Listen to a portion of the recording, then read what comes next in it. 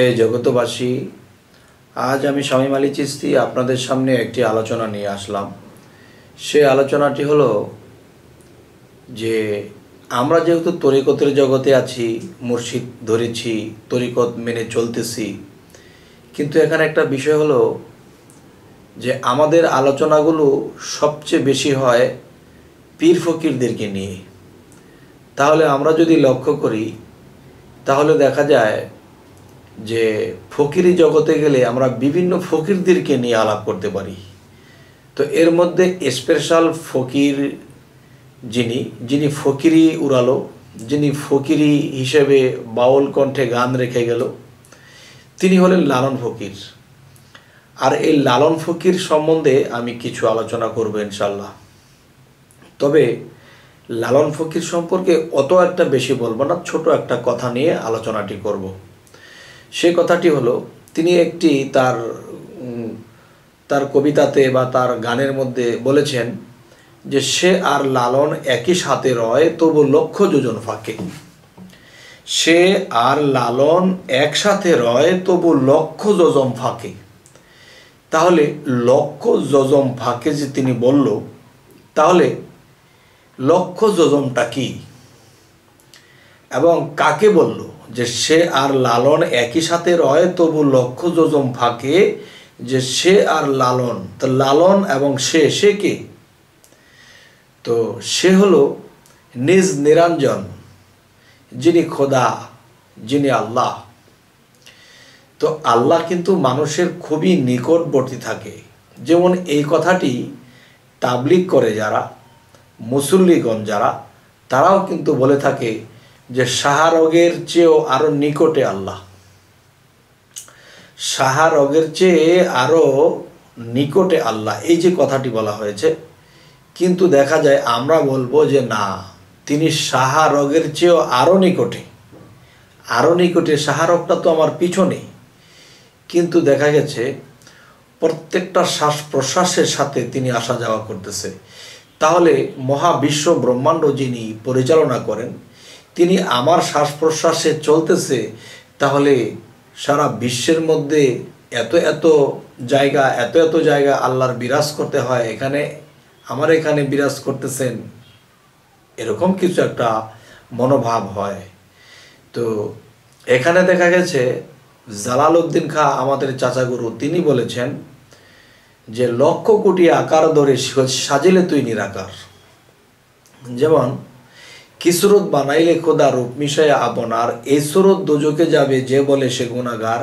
আদম দেহেতে খোদা দম থাকিতে নাহি যোদা, কেবা আদম কেবা খোদা, কে করিবে কার বিচার। এবার লক্ষ কোটি আকার ধরে সাজিলে তুই নিরাকার।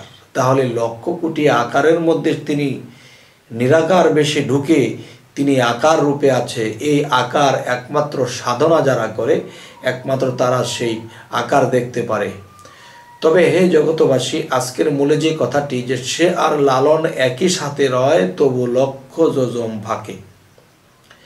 আচ্ছা, তিনি লক্ষ যোজন বলেছে, এখানে কোটিও বলেনি, হাজারও বলেনি, শ বলেনি। তাহলে তিনি বলেছেন কি? যে লক্ষ, যে একটা লক্ষ হলো যে আমরা 100,000-এ 1 লক্ষ, এই লক্ষ্যটাও হতে পারে। আরও একটি লক্ষ্য হতে পারে যে আমরা একটা লক্ষ্য করে একটা কথা শুনলাম, লক্ষ্য করে একটা জিনিস দেখলাম, লক্ষ্য করে একটা জিনিস আমরা বুঝলাম, এটা হলো 1 লক্ষ। তবে তিনি কোন লক্ষ্য বলেছে? তবে যেই লক্ষ্যই বলুক, আমি সেই লক্ষ্যে আমি কথাটা বলবো ইনশাআল্লাহ। সেই কথাটি হলো যে লালন ফকির তিনি বলেছে সে আর লালন একই সাথে রয় তবু লক্ষ যোজন ফাঁকে। যদি আমরা যোজন হিসেব করতে যাই, তখন দেখা যায় 1 যোজন 12 মাইল। 1 যোজন যদি 12 মাইল হয়, তাহলে লক্ষ যোজন কত মাইল? তার মানে যে এরকম লক্ষ যোজন, এখানে কিন্তু 1 লক্ষ 10 লক্ষ বলা হয়নি, লক্ষ যোজন বলা হয়েছে। তাহলে দেখা যায় যে লক্ষ্য করেই যখন আমরা এই কথাটা শুনবো এবং লক্ষ যোজন ফাঁকে তিনি থাকে, তো লক্ষ দূরে থেকেও লক্ষ যোজন ফাঁকে থেকেও তিনি আমার সাথে আছে, আপনার সাথে আছে। সেটাই লালন ফকির বলেছেন যে আমার সাথেই তিনি, কিন্তু তিনি লক্ষ যোজন ফাঁকে। এই লক্ষ যোজন ফাঁকে কেন বলল? এ কারণেই বলা হয়েছে যে আমরা দূরে দেখি কাছে দেখি না, কাছে রেখে দূরে দেখি না, দূরে দেখে কাছে দেখি না। এটার একটা বিষয়, যেমন লেন্স যে ক্যামেরার মধ্যে লাগানো হয়, সে দূরের জিনিসটা কাছে আনতে পারে, কাছের জিনিসটা দূরে নিতে পারে। তো এরকম মানুষের যে দিব্য চক্ষু আছে বা জ্ঞান চক্ষু আছে, এই জ্ঞান চক্ষুর মধ্যে আল্লাহ এমন লেন্স ফিট করেছে যে দূরেরটা কাছে দেখা যায়, কাছেরটা দূরে দেখা যায়। যাক, সেই সম্পর্কে গেলাম না। এটার মূল বিষয় হলো যে আল্লাহ আত্মারূপে সাই নিরঞ্জন, যিনি আত্মার মধ্যে মিশে থাকে। যারা আত্মা দেখার চক্ষু খুলেছে, যারা আত্মা দেখে, তারা সেই নিজ নিরঞ্জনকে দেখতে পাবে। তাহলে আমি যদি চোখ বুঝি, তখন দেখা যায় আমি কিছুই দেখি না, কিন্তু আরেকটা চক্ষু আছে যে এই চক্ষুটা বুঝলে তারপরে সেই চক্ষুটা দিয়ে দেখা যায়। তেমনি যে নিজ নিরঞ্জন যিনি আল্লাহ, যিনি খোদা, তিনি কিন্তু যে আমার সাথেই আছে, কিন্তু লক্ষ লক্ষ যোজন ফাঁকে। তাহলে দেখা যায় যে আমি যদি দেখতে হয় তাকে, তাহলে সেই সাধনাগুলো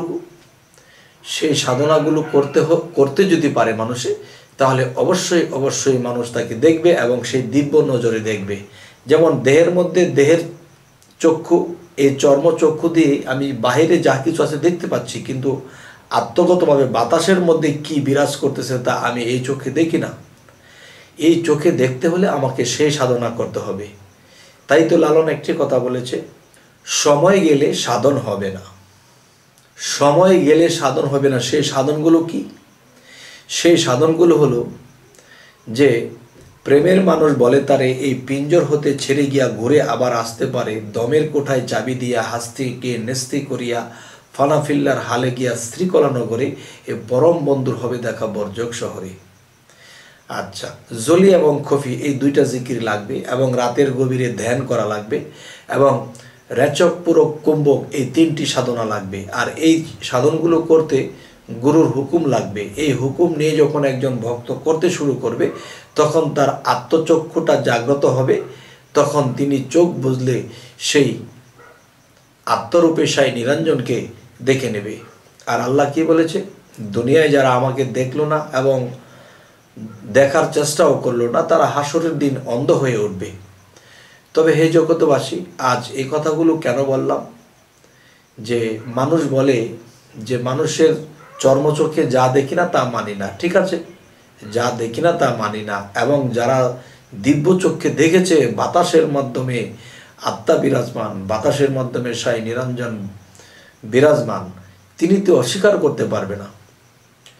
তবে এই জন্য বলি যে আজকের আলোচনাটি এটাই বোঝানো হলো যে আল্লাহ বিশ্বের অপর প্রান্তে থাকতে পারেন, এবং স্মরণ করার সাথে সাথে তিনি আবার আমি পর্যন্ত আসতে পারেন।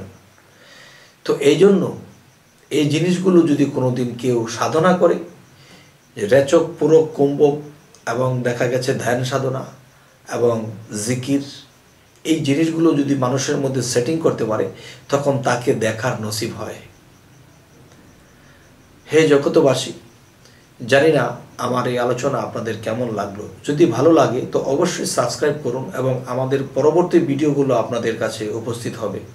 তো আজ এই বলেই রাখছি। সকলে ভালো থাকবেন। আল্লাহ হাফিজ।